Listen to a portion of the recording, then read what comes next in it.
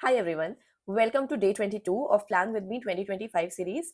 आज हम फिर से हॉबीज के बारे में ही बात करेंगे और आज हम अपने हॉबीज के लिए जो हम 2025 में परस्यू करने वाले हैं उसके लिए गोल सेटिंग करेंगे। अभी तक हमने ये तो फिगर आउट कर लिया कि हमारी हॉबीज क्या हैं। अब जो आज का टास्क है ना, जो कि गोल सेटिंग का टास्क है, वो बहुत ही सिंपल टास्क है। आपको बहुत ज्यादा टाइम तो नहीं लगेगा आज, लेकिन फिर भी ये टास्क बहुत इंपॉर्टेंट है।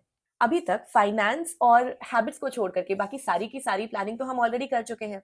तो हमें एक रफ आइडिया है कि हमारा कौन सा टाइम, कितना टाइम किस चीज में लगने वाला है, हमारे रिलेशनशिप्स में, हमारी हेल्थ में, हमारी मेंटल हेल्थ में, हमारे करियर में। वो सब हम ऑलरेडी जान चुके हैं। हमें एक रफ आइडिया लग चुका है अभी तक कि हमारा 2025 कैसा दिखता है। एक रफ आइडिया है हमें कि हम कैसे उसे परसू करने वाले हैं।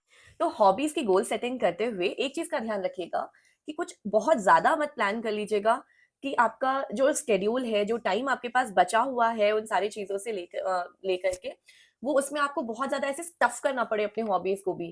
क्योंकि हॉबीज हम प्लेजर के लिए करते हैं, खुद को फोर्स करने के लिए नहीं।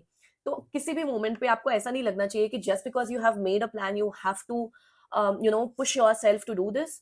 क्योंकि अगर हम वो करेंगे तो फिर हॉबीज हॉबीज नहीं रह जाएंगी, फिर वो एक काम हो जाएगा और वो तो कोई भी नहीं चाहता। But at the same time देखिए, हम प्लानिंग इसलिए करते हैं ताकि हमें पता हो कि हमारा कहाँ टाइम जा रहा है, किस चीज़ों में जा रहा है। और हम अपने हॉबीज़ को भी उस तरीके से टाइम दे पाएँ या उसके लिए हम टाइम निकाल पाएँ। आपको पता है मैं बहुत स्पॉन्टेनियस हूँ। मतलब अगर आप मुझे कभी पूछेंगे कि हमें बाहर जाना है या कुछ और करना है, मोस्ट लाइकली मैं ना नहीं बोलूँगी। या फिर अगर मैं एक्चुअली बहुत ज़्यादा बिज़ी हूँ, तो फिर मैं उस समय की जगह थोड़ा कोई दूसरा समय आपको बता दूँगी। लेकिन मोस्ट लाइकली मैं ना नहीं बोलूँगी।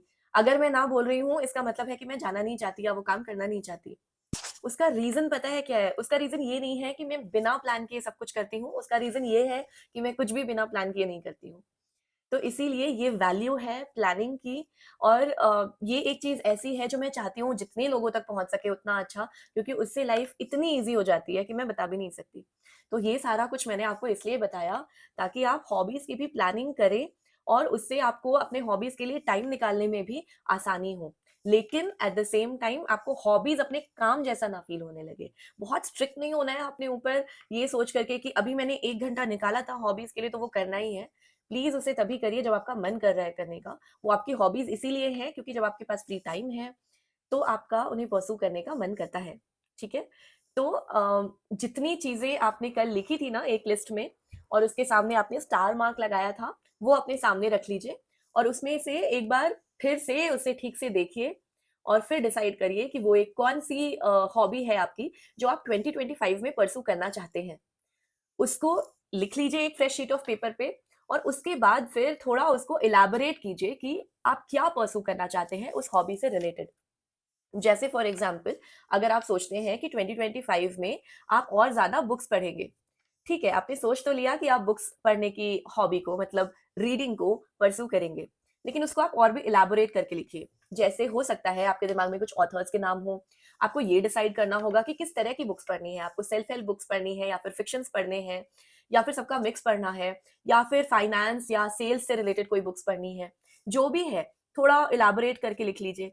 या फिर आपको शायद अभी तक कुछ बुक्स के नाम भी होंगे जो कि आपकी बकेट लिस्ट में होंगे, उसमें से कौन-कौन सी बुक्स आप 2025 में पढ़ना चाहते हैं वो लिख लीजिए। इस तरह से आपकी जो भी हॉबी आपने सेलेक्ट की है कि आप परस्यू करेंगे, उसके बारे में इलैबोरेट करके आप जो भी लिख सकते हैं कि मैं ये काम करूँगा या करूँगी, किस तरह से करूँगी, इसमें और क्या चीज़ें हैं उससे रिलेटेड जो आपको इंक्लूड करनी है अपनी हॉबीज़ की पूरी प्लानिंग में या हॉबीज़ के परस्यूएंस में फॉर द ईयर ऑफ 2025, उसे बहुत ही इलैबोरेटेड मैनर में लिख लीजिए। अब आपने ध्यान दिया होगा कि मैंने आपको बोला सिर्फ एक हॉबी के बारे में लिखने के लिए।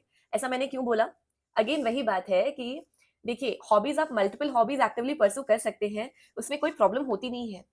लेकिन मैंने एक हॉबी के लिए इसलिए बोला क्योंकि ऐसा नहीं होना चाहिए कि आप अपने हॉबीज को अपने स्केड्यूल में स्टफ कर रहे हैं। क्योंकि जब ये होगा ना, तो जब आपके पास इंपॉर्टेंट काम होंगे, प्रायोरिटीज होंगी और हॉबीज होंगी, तो आप ऑब्वियसली अपनी प्रायोरिटीज को चूज करेंगे, राइट? तो उसमें पता है क्या होता है कि जब हमारी प्रायोरिटीज बहुत ज्यादा बढ़ जाती हैं तो सबसे ज्यादा क्या सफर करता है? हमारे रिलेशनशिप्स और हमारी हॉबीज। तो मैं नहीं चाहती हूँ वो हो, इसीलिए मैंने आपको बोला है कि सिर्फ एक हॉबी लिखिए। अगर आपको लगता है कि आपके पास टाइम और ज्यादा होगा तो फिर आप एक से ज्यादा हॉबीज भी चूज कर सकते हैं। लेकिन हाँ, अगर नहीं है, अगर आपके पास बहुत कम टाइम है, अगर आप बिजी रहते हैं बहुत ज्यादा या फिर आप स्टूडेंट हैं, स्टूडेंट्स के पास भी बहुत ज़्यादा टाइम नहीं होता है, स्पेशली अ, अगर आप पढ़ रहे हैं कॉलेज में या स्कूल में हैं तो फिर भी थोड़ा टाइम होता है। लेकिन कुछ एक ऐसे पड़ाव होते हैं हमारे स्टूडेंट लाइफ में भी जहाँ हम बहुत ज़्यादा टाइम नहीं निकाल सकते, लेकिन फिर भी एक हॉबी परस्यू करना बहुत ज़रूरी है क्योंकि उससे हमारी क्रिएटिविटी इंक्रीज़ होती है, हमारी स्किल बिल्डिंग में हेल्प होती है, तो इसलिए। तो इस चीज़ का ध्यान रखिएगा, इसके लिए मैंने आपको बोला सिर्फ़ एक हॉबी लिखने के लिए, तो आप अपने अकॉर्डिंग डिसाइड कर लीजिए कि आपको क्या सूट करता है। अब सब कुछ लिखने के बाद एक बार जो कुछ भी आपने लिखा है, एक बार उसको फिर से पढ़ लीजिए और जो आप फ़ील कर रहे हैं, उसे फ़ील कर लीजिए। आई एम प्रिटी श्योर जब आपने ये सब कुछ लिखा होगा ना, उसके बाद आपके चेहरे पे ये पढ़ते हुए एक बहुत बड़ी-सी स्माइल ज़रूर होगी क्योंकि आपको बिलीव हो रहा होगा कि अब मैं ये परस्यू करूँगी। तो ठीक है, I am leaving you here smiling और मैं आपसे मिलती हूँ कल और कल हम प्लान करेंगे कि ये हॉबीज़ हमें परस्यू करनी कैसे है। तो ठीक है, हम मिलते हैं कल, तब तक के लिए बाय-बाय।